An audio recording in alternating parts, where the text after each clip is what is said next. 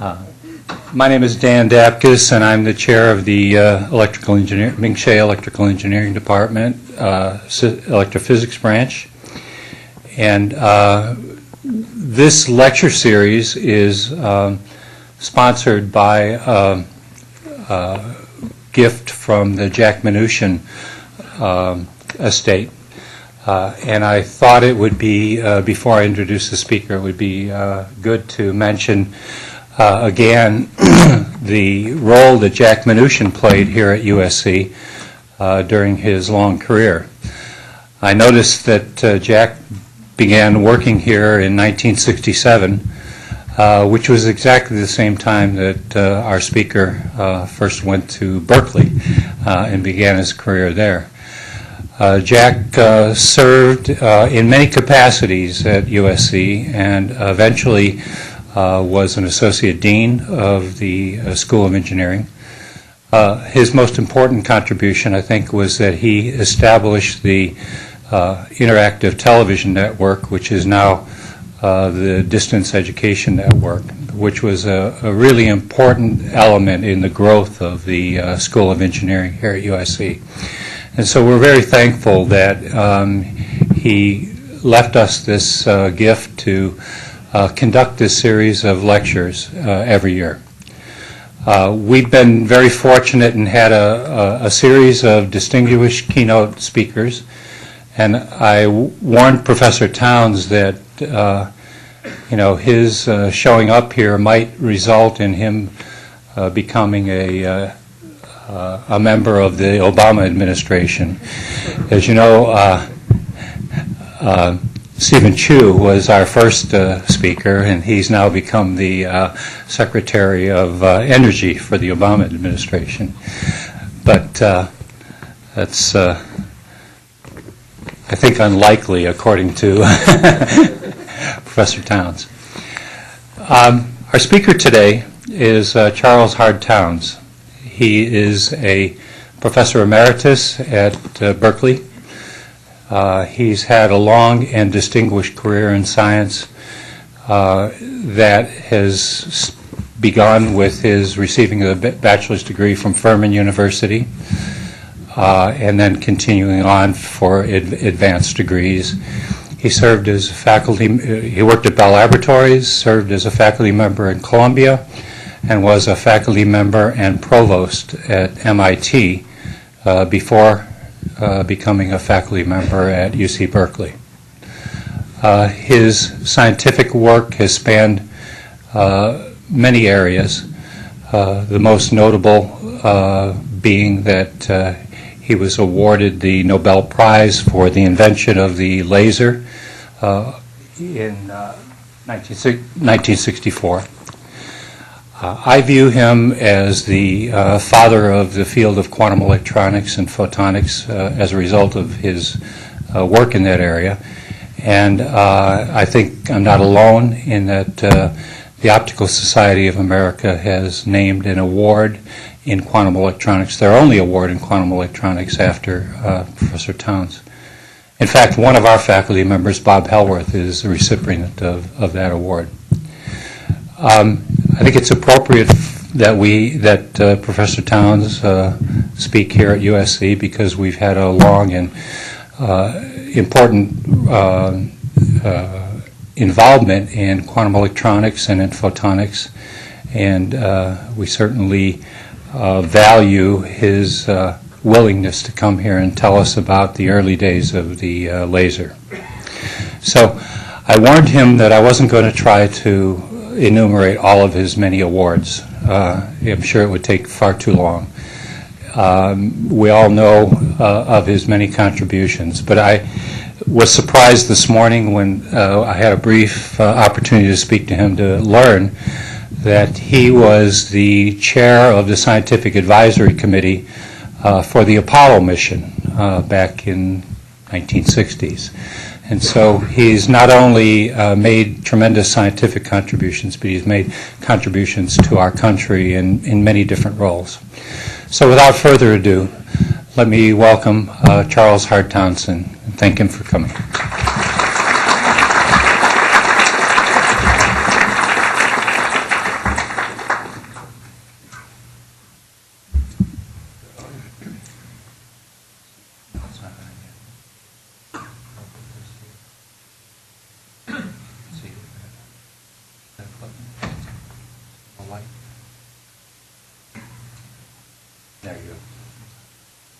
Can you hear me all right, everybody? Well, I'm very pleased to be with you, and I feel honored to be the Munushian speaker. Also delighted to visit this important university. What I'm going to talk about now is a sort of a personal history, but primarily I want to emphasize what it means to what a career in science is, and emphasize the importance of interaction between different fields, importance of interaction between different people, and how fields grow as a result of everybody's contribution, and what fun it is to be intense and interested and do things, and also how surprising new discoveries are. New things are things we don't know now. New things are things we don't know now, and most people think they can't be there. Turns out later that they can be obvious, and you can see this growth. Now I'm going to go back as much as about 60 years and talk about this. Things have changed a lot, but that's the nature of science, engineering, that humans are changing the world, changing our lives, changing our potentialities, increasing our potentialities enormously. I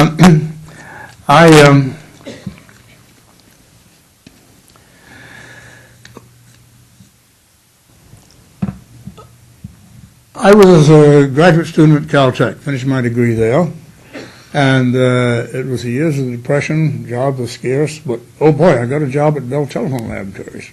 I wanted to be in a university, but well, Bell Telephone Laboratories is a good place, I knew that, and so I went to Bell Telephone Laboratories, and I wanted to do science, and they let me work on physics for a little while, but then the war came along, and it was important for everybody to try to help out in the war.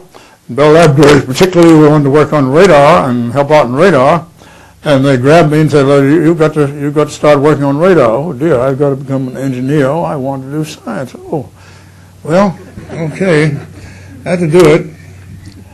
That was a very important part of my career. I learned a lot from it. It's made an enormous difference in everything I've done. I worked on radar, wavelengths around a centimeter. And we worked on a radar system for a while and worked hard on it.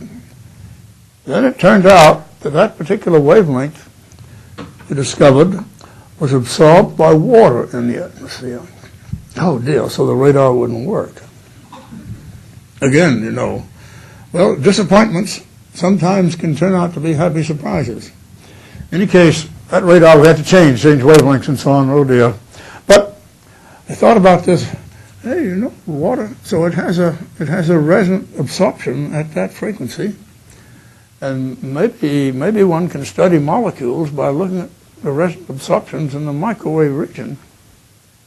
And so after the war was over, I learned all about engineering and radar and so on, microwaves. I asked Bell Laboratories, could I try to study molecules with microwaves? Well, okay. So let me do it. And that was the origin of microwave spectroscopy. Microwave spectroscopy, it was a completely new field, and it grew out of this experience, you see.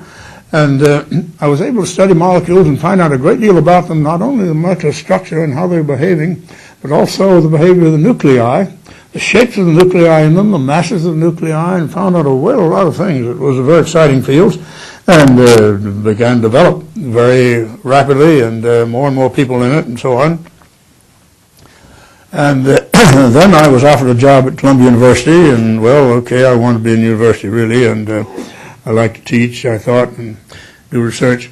So I went to Columbia University, and I continued to work, and but now the oscillators of that day, electronic oscillators, we could get down to wavelengths of maybe about a half a centimeter in wavelength, and that's all. And I wanted to get on down to shorter wavelengths because I could see that more and more could be done if we get down to shorter wavelengths. How to get down to shorter wavelengths. So I worked and worked on it. I tried various things. It didn't work very well. And I was appointed chairman of a national committee to examine how we could get to shorter wavelengths, how we can make oscillators at shorter wavelengths. I was chairman of this national committee. We traveled all over. The committee went, it was a group of scientists, engineers. We went to Europe and all over, tried to figure out. And after about a year and a half, we hadn't gotten any answers. And the committee felt, well, we ought to stop. We'll just make a report, and no, we don't see a way of doing it. And so we were having a last meeting in Washington, D.C., and I woke up the morning before the meeting and said, oh, dear. And breakfast wasn't ready, so I went out and sat on the park bench. There was nice sunlight, and I thought about why hadn't I been able to get an idea? Well, electronic oscillators, we couldn't make them small enough, and tried this and that, and well, of course, molecules and atoms can produce short waves, they produce light even and things, but they don't amplify, because thermodynamics says they can't amplify, you can't get more energy out of them than the temperature, and you have to heat them up so hot to get enough energy that they'd fall apart. Hey, wait a minute, they don't have to obey thermodynamics. Oh, see, thermodynamics says it has to be more in the lower level than in the upper level in an excited state. More in the lower level, thermodynamics says that. But no, hey, wait, they don't have to. I had known some friends who were separating molecules into upper states in a beam. They sent a beam of molecules like this in an electric field. They could pull the lower states this way and the upper states this way and pick out the upper. Hey, wait a minute. Maybe that's right. Well, I wrote down some notes and, well, I thought it would work, but I wasn't sure enough of it, so I didn't discuss it with the committee, and the committee wrote a report. Well, we didn't see any way of doing it. And I went home. Then I worked on it in my notebook and figured out, yes, it looks like it really would probably work. Wow. At Columbia University, I thought, well, okay, I'll see if I can persuade a graduate student to try it. Well, Jim Gordon was courageous enough to try it, and as a graduate student. And Herb Zeiger, a postdoc, also willing to work with us. And Jim Gordon worked on it for, about a year and a half, 2 years almost. And the chairman of the department and the former chairman of the department, both of whom had Nobel Prizes, they're not bad physicists, they came in my lab and said, look, you've got to stop that. It's not going to work. You know it's not going to work. We know it's not going to work. You've got to stop. You're wasting the department's money. Well, now, fortunately, in the university, you can't be fired just because you're stupid.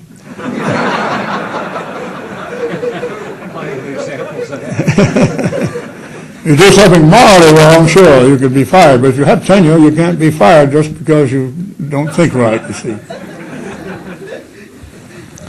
So I said, no, I think it could work. Well, they marched to my laboratory angrily and so on. And we kept on working on it. And about 3 months later, I was teaching, and Jim Gordon came into my class and said, hey, it's working.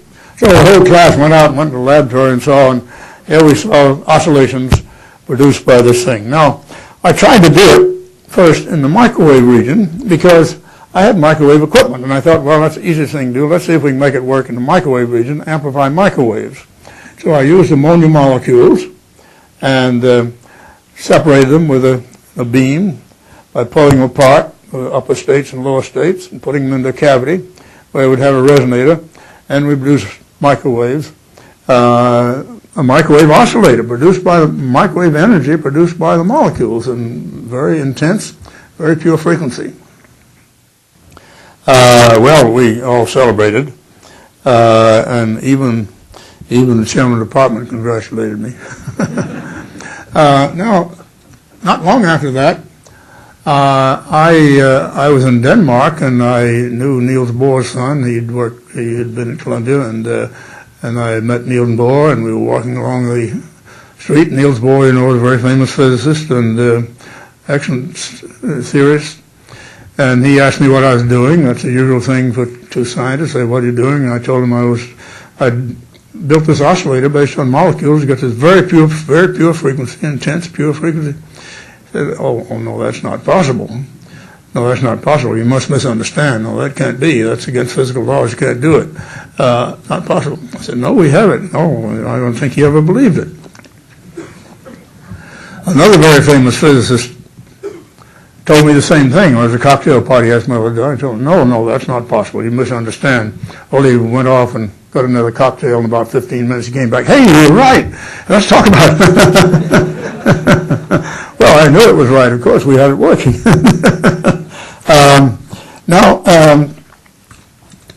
Actually, we'd worked on that for about 3 years. A lot of people came into my lab and said, oh, well, yes, that's an amusing idea.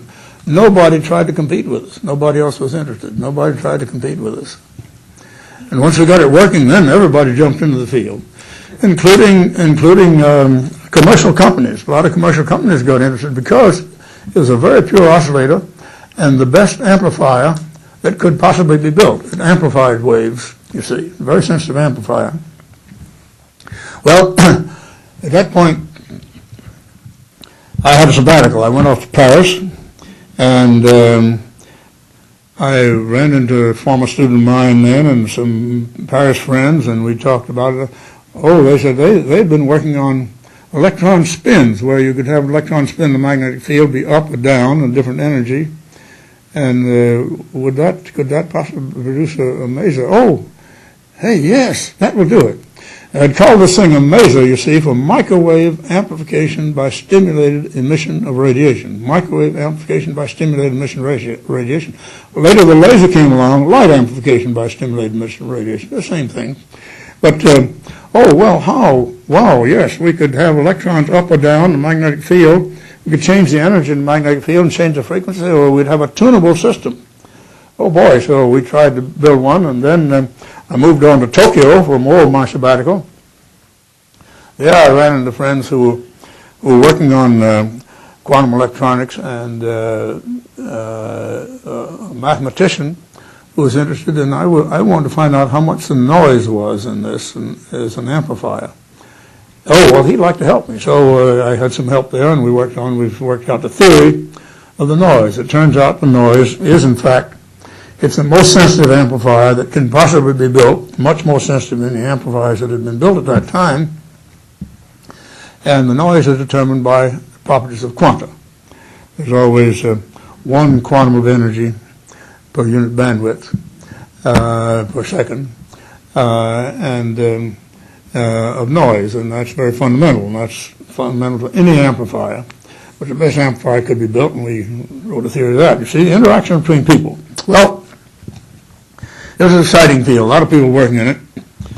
Nobody thought it could be pushed on down to shorter wavelengths, but that's what I wanted to do. That was my primary object, to push on down to shorter wavelengths. I just wanted to try it there first, see if it worked, and then we could push on down to shorter wavelengths. And so I just sat down a couple of years after the first maser was built. I sat down and said, look, I want to get down to shorter wavelengths, and how to do it. And I wrote down the notes. Hey, it looks like I get right on down to light waves. Oh, boy. I wrote down the equations. And I was consulting at Bell Telephone Laboratories then, and my brother-in-law, he'd been a postdoc with me, married my kid sister, which I was pleased about, and he'd moved to Bell Laboratories.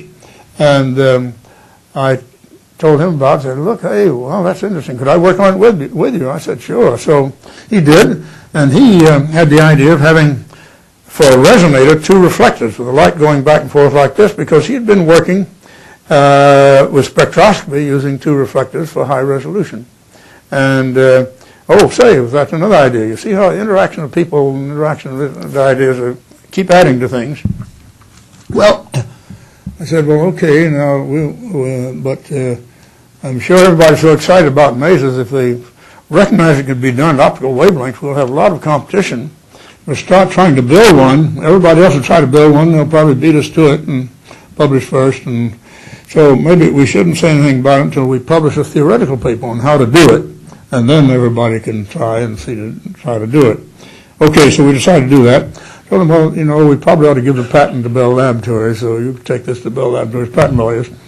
Okay, so I took it to Bell Laboratories patent lawyers, and he called me back the next week and says, well, they don't think they want to patent it because they don't think this has any use. Light has never been used for communication, and so they told me, if you want to patent it, you just go ahead and you can have the patent. So I told Art, look, they just don't understand. Obviously, it can be used for communication. You go talk with them. So we called them back and said, well, they say, okay, if we can show that big use for communication, then they'll patent for Bell Labs. Well, I felt we shouldn't rob Bell Labs just because they didn't understand. So we wrote a patent, optical mazes, we call it, optical mazes and communication, which then persuaded them to go ahead and patent it, which they did. So the Bell Laboratories had the patent on the laser, the change from microwaves to optical. Pretty soon, of course, people start calling the idea laser for light amplification, but optical maser is two words, laser is just one word, that makes it shorter. But it's the same thing, just applied to shorter wavelengths. Now, we published a theoretical paper then how to do it. Well, nobody was interested until that time. Once you published, then everybody jumped into the field, including all the industry and so on. They recognized the maser was important.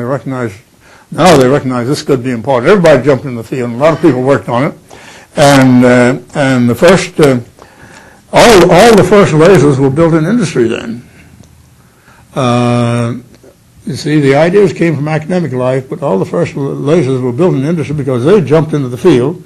And the first one was built by Ted Ming about 2 years after we'd published the paper. That was the first one. Well, I started starting to build one, but actually, then I went to Washington. I was asked to come to Washington and try to work in Washington, which I agreed to do for 2 years. But my students were still trying to build one, and a number of people were. First one built by Ted Ming.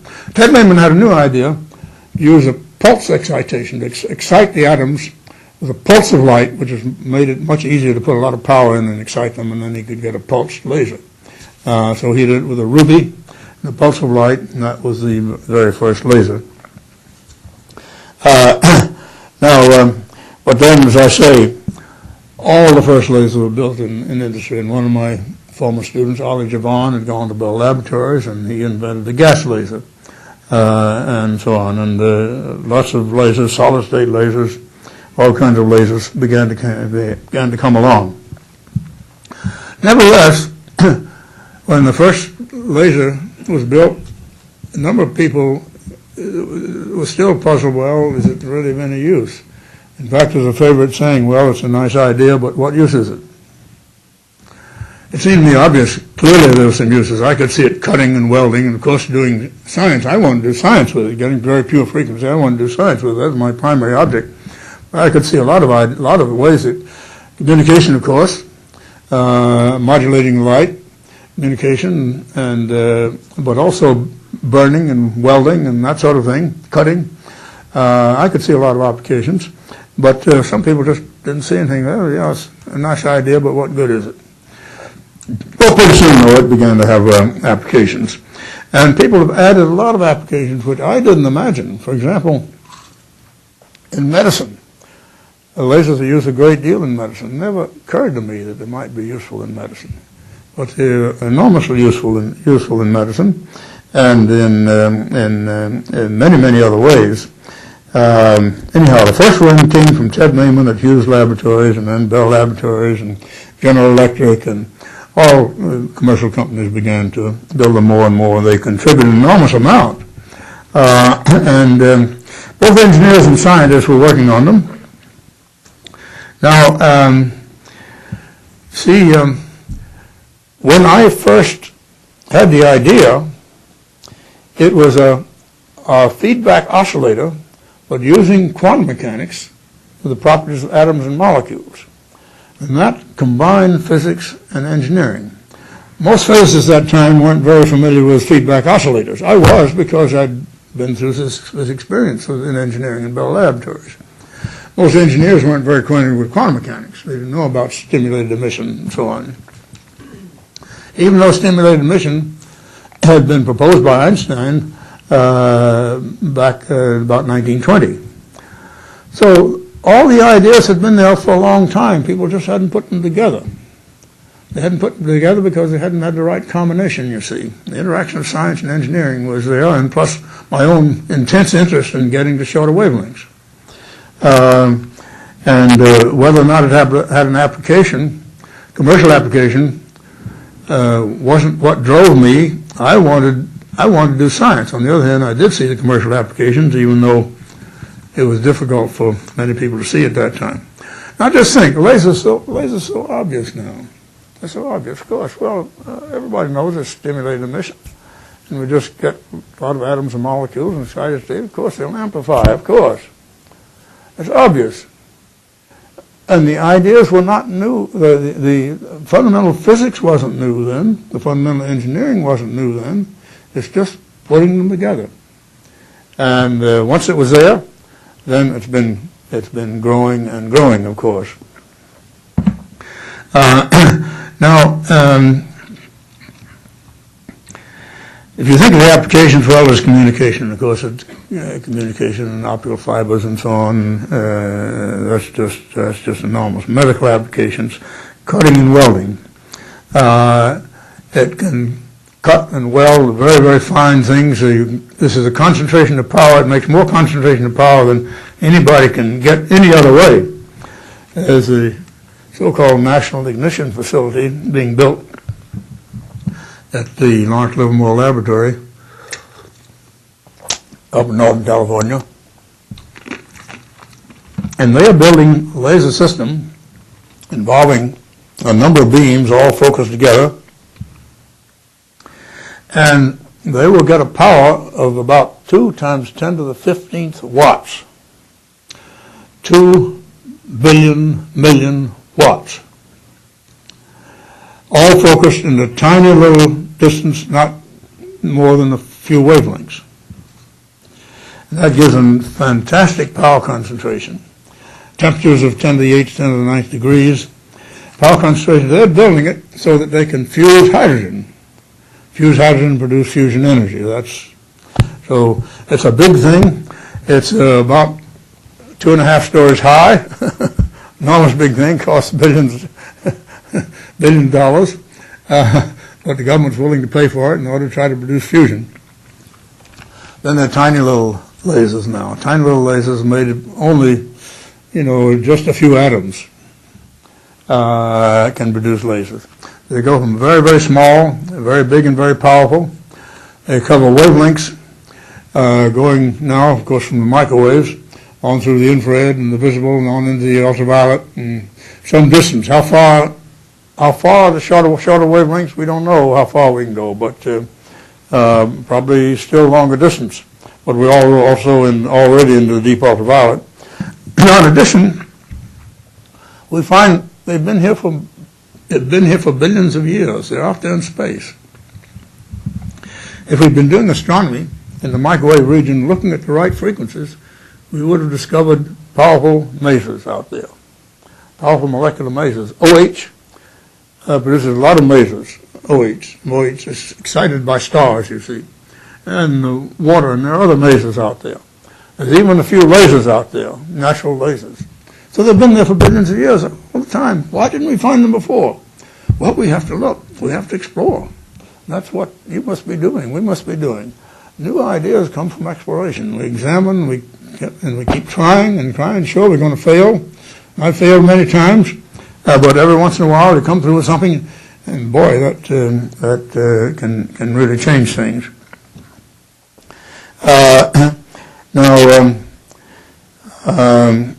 It's contributed enormously to science, which pleases me a great deal. There's more than a dozen Nobel Prizes that have come through, besides my own and the Russians who got the Nobel Prize with me.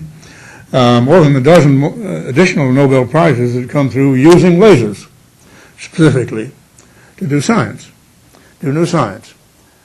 Not only in physics and chemistry, but also some in biology. In addition, commercial usage has gone way up. It's now something like $7 billion of lasers built per year, and that's continually growing. I'm working now. I'm using lasers in astronomy of all things. I'm using lasers in astronomy in a new field, interferometry. Stellar interferometry has been growing and growing. Over the last 20 years, it's grown about a factor of 50 in numbers of people and number of published papers and so on working on interferometry, and that's because of lasers. Lasers has made stellar interferometry practical, and stellar interferometry is a way of getting very high accuracy imaging on the sky, so we can measure the sizes of stars and measure their shapes and so on. We can see a lot of detail up there, more detail than we've ever seen before. So that's just many things that have come up.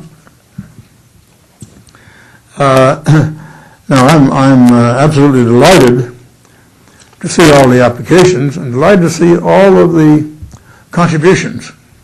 I was delighted today to hear about the things being done here. There's new things. People keep adding more and more and more, and the more people participate, the more is added in the different fields that come into the business and start using it. Add a lot. No one individual can imagine all the things that are going to happen. We need to interact with people, discuss things with them. We need different fields to interact with each other. We need to think hard and just think how exciting and interesting it can be when new ideas come along. But think how difficult it is to do them. See, nobody wanted to support me in doing these things. Essentially, nobody thought it was going to work, it was going to be very good, it would be very useful. Even after the ideas came along, getting down to light waves, oh no, that's not practical, nobody was interested. They just thought it couldn't be done. Even after the idea of the laser came along, why many people didn't see it could have any use. Interesting idea, but is it really useful? So these things grow when they come along, and we must keep exploring. We must be open-minded. And it's very exciting to do it. I've had an awfully good time. I haven't made any money on it, no. But I've had a good time. That's the main thing. But of course it has made money for a lot of people. And that's great, too. It's enormously useful to a lot of people. It's interesting to a lot of people. And very, very, very, very rewarding. Now, so I would urge all of you to think about the things you like to do, things you find interesting, work hard on them, work intensely on them, be open-minded. We've got to be open-minded. We've got to be open-minded. And I've tried some things that were mistakes. Some of my students have tried some things that were mistakes. For example, I had one student, I was using lasers as amplifiers. I wanted to discover things in outer space, in astronomy, and sure enough, we discovered some new molecules out there, water and ammonia. When I started looking for molecules in outer space, the head of the astronomy department at Berkeley said, look, that's ridiculous. I can prove to you that molecules can't be out there in interstellar space. They can't be there. I can prove that theoretically, and it's ridiculous for you to look. You just waste of time. You shouldn't do it. Well, I didn't necessarily believe him. We kept looking, and we found water. We found ammonia. And since then, people have found hundreds of molecules, including very complex and biologically type molecules, in outer space. But fairly early, one of my students, I urged him to look for hydrogen. Just hydrogen atoms out there in interstellar space. See if we can find those. They had hydrogen has a frequency in the microwave region, and we built laser amplifiers, and he was looking for it. He didn't find it, but he did enough nice work. He could get a thesis, and then he went to Bell Laboratories, and Bell Laboratories let him look some more, and he looked. He never found hydrogen. What did he find? He found the Big Bang. He found the radiation from the Big Bang. He discovered the origins of the universe. It was a mistake. He didn't find what he was looking for. He only found the origins of the universe, how the universe began.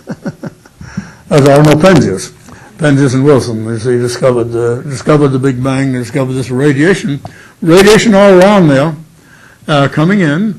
It's fairly weak, so we have to have a good amplifier in order to detect it. Well, they looked and they found this strange thing.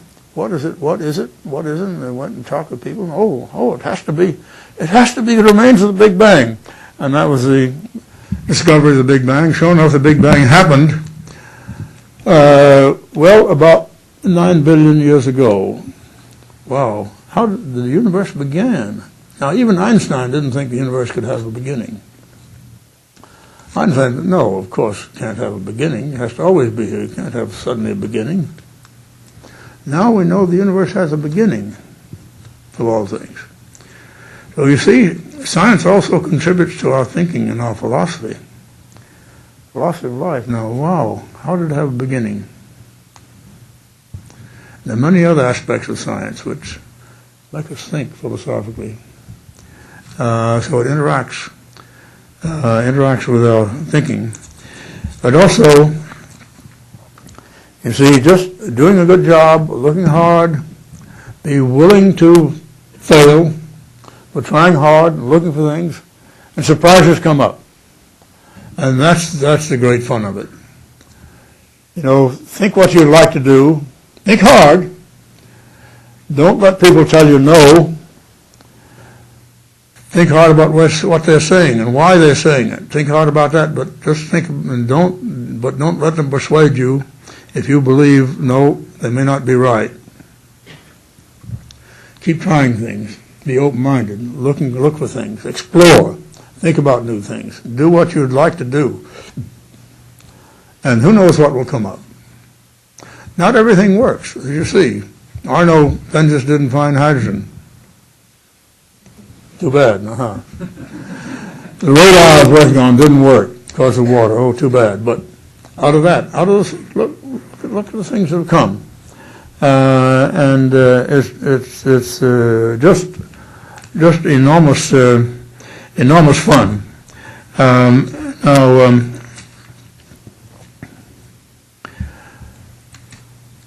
I'm continuing to do work, as I say, using lasers and doing interferometry in astronomy of all things. And most people thought that was stupid, silly. But sure enough, it's showing us a lot of new things. And I say, the field of interferometry is growing and growing like mad now as a result of the lasers and the new explorations.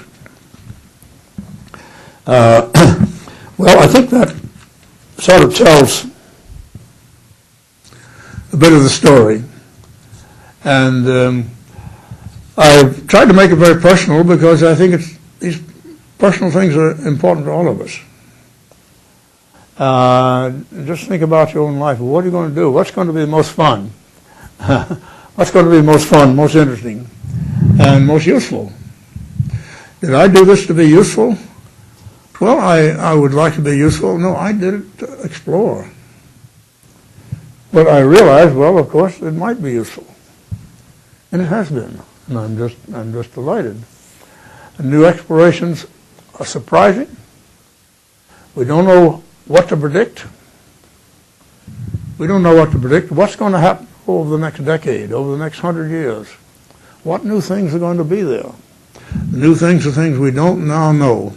And I hope that you will be finding out some of those, exploring exciting things, new discoveries, new science, new technology, new ways of helping our population, our civilization, helping humans.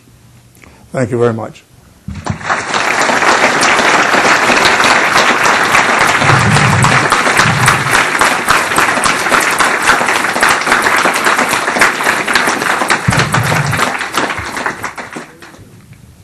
So we have time for questions. We have a great opportunity here to talk to one of the giants of science, so please.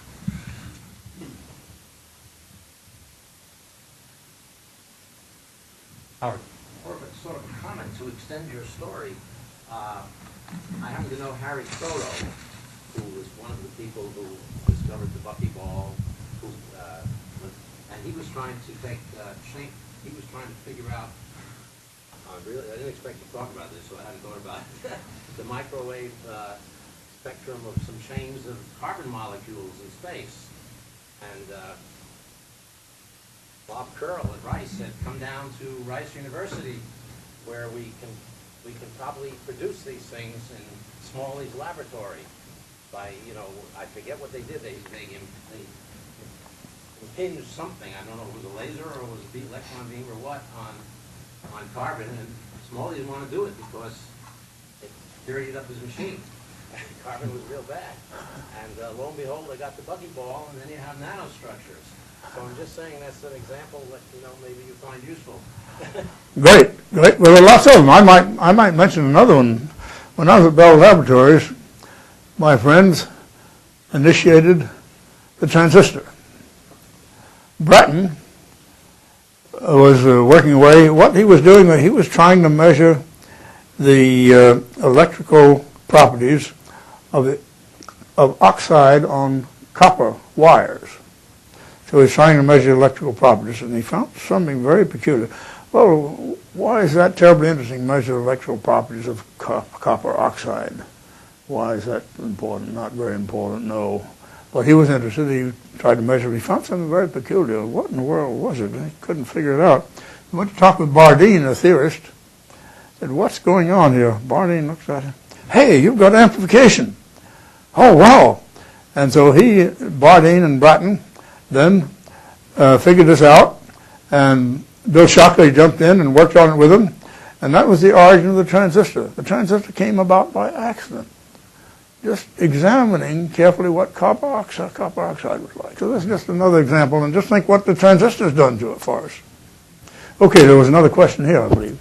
Yeah, I was just interested over the course of the last years or so, what sort of hurdles you saw the community as a whole overcome in terms of the laser. In the early days, there were big systems of power supplies and water coolers. Yeah. Very different.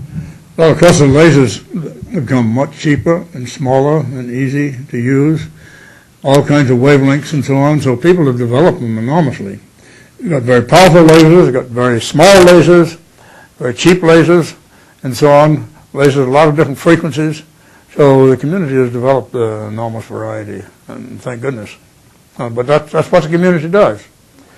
More and more people interact. As more and more people interact, they contribute more and more. Other questions? Other questions? Yes. What were your thoughts the first time you walked into the laser scanner? I said, oh, well, I didn't expect to see one here. In the early days, at least. Of course, by then I recognized, yes. But in the early days, no, that's, again, something I never imagined being used in the grocery store as a scanner. But they're so cheap and easy and handy and useful and so on, and just awfully good to see them. Other questions? Yes.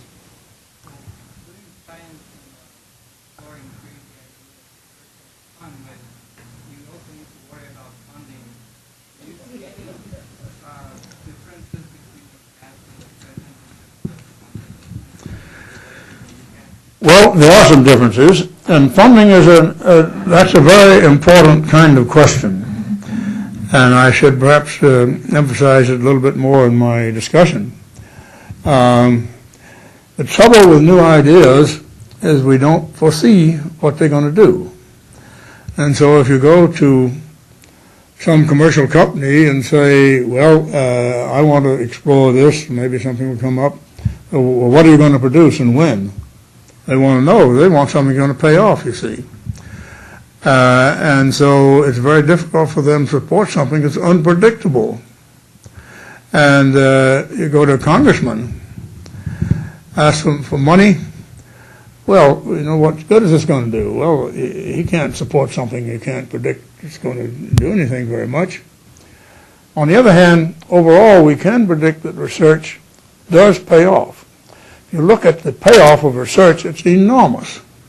The amount of money we put into research compared with its payoff in commercial products and industry and so on, the payoff is enormous. But it's not predictable. And furthermore, it takes time. It may take 10 years or 20 years before the payoff begins. So to get either commercial company or a politician to support something that's unpredictable and isn't going to pay off anytime soon, how can they do that? Well, we've got to look at the overall product, the overall payoff in the long run. You've got to be willing to take chances. Look at the payoff. The payoff is just enormous, bigger than almost any other way we put our money. So we've got to understand that. On the other hand, it's clearly not easy. Clearly not easy to get support. And fortunately, some companies like Bell Laboratories, some parts of government, including, for example, the Navy. The Navy has supported my work in microwave spectroscopy for a long time. Why would they do that? Well, I think they were hoping for new technology in the microwave region or something. But what came out of that, and they were supporting my work at Columbia University, what came out of that is the maser and the laser. Well, how would they know that? They couldn't know it at the time. But they supported my work over years, and they're supporting my work in astronomy now. Why? Well, I can foresee maybe some payoff, but who knows? So the armed services and the government have been willing to support some, but there's a problem. We've got to see that they understand how much it's going to pay off in the long run and why we have to take chances. We have to take chances and new things, do new things. Some will not pay off, some will pay off enormously, and on the average, overall research historically has paid off very well. Maybe other questions? So the answer is invent the laser and funding is easy. After it comes along. Yeah. After it comes along. Any other questions? Yeah, Kirk, Todd. So unforeseen opportunities can be different to different people. When you were working on the radar and discovered that your frequency was absorbed by water, your reaction was, well, this will give me a tool for spectroscopy to study molecules. Someone else's reaction might be, this will give us a great new way to heat up frozen food and become an enormously successful entrepreneur. So sometimes the same unexpected thing might lead in a lot of different directions. Quite right. So my question is related to Todd's question. So you talk about unintended unanticipated consequences. Can you share with us some negative consequences of those, that fall into that category of Negative consequences? Well, of course, if science gives the humans more power, that power can be used negatively. But discovery in science basically gives us more power. If we use it well, it's useful. If we use it badly, that's bad. And some people have wanted to build laser weapons. Well, the laser might be a good weapon for certain localized things and so on. I'm not highly enthusiastic about using it for weapons. And I don't think it's a terribly good weapon, but maybe for shooting down some things in space or something like this. But let's look at nuclear energy. Out of nuclear energy has come the nuclear bomb. But it came out of basic scientific discovery. The nuclear bomb, very, very powerful things it does for us. How are we going to use it? Can we use it well? Well, on the one hand, it stopped World War II. And that was great. On the other hand, look at the dangers it threatens us with. So we humans have to use our knowledge well. Now, we can always use even poor knowledge we can use. We can hit somebody with our fist and kill them too, maybe, just with a rock. So we humans have always been able to use our power well or badly. And I think we need to pay great attention, though, to how we behave. Basically, science gives us more power. Do we think humans should have more power? In the long run, we'll be able to do more and more fantastic things. And my guess is that in the field of biology that eventually we'll know how to change genes and we can start designing people. Should we design people and how and so on? Well, I don't want to stop biology. I think we should know more and more, but I do want people to be very thoughtful about how we use our abilities. And I think that's the real requirement. And whatever our abilities, we can use what knowledge we have badly.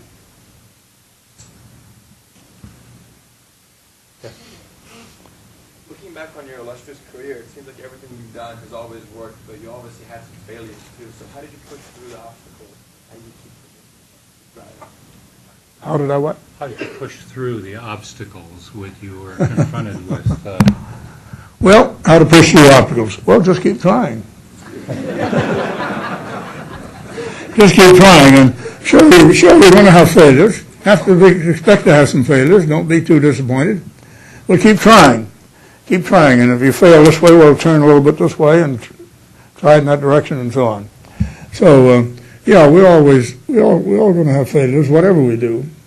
But just keep trying and insist, and of course, try as well as you can. And listen to other people. Listen to what other people think and know, but don't necessarily do what they tell you to do. You think about what you think is really right. Yes.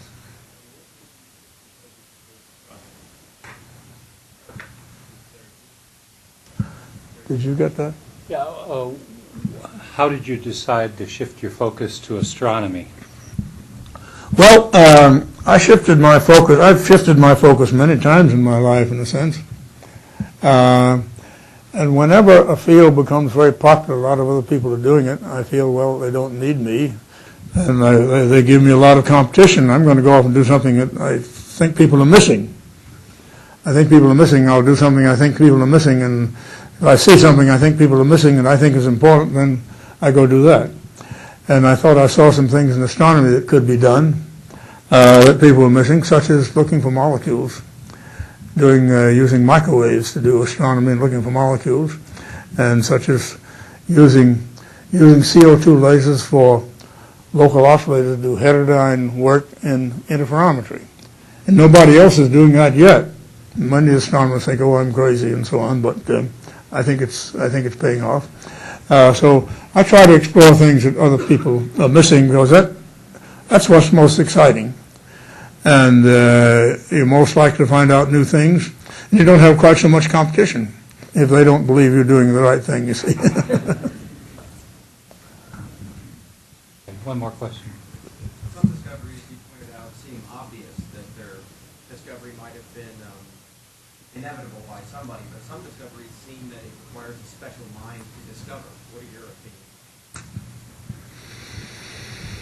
Well, I think every discovery requires a new insight somehow. A special mind, well, yes. Everybody has a special mind. We're all special. And some people are more successful than others, of course. But much of it, I think, is an attitude. Everybody has intelligence. Everybody can have new ideas. But some people work at it harder and are more independent and so on. Sure, some people are brighter than others. That's true. You can use mathematics better and so on. But let's all use what abilities we have and think about new things, and new things are going to turn up. Well, Professor Towns, we have just a couple of gifts for you, and we first of all, I'd like to express appreciation on behalf of the whole audience for your taking time to come here and talk to us about your fabulous career. And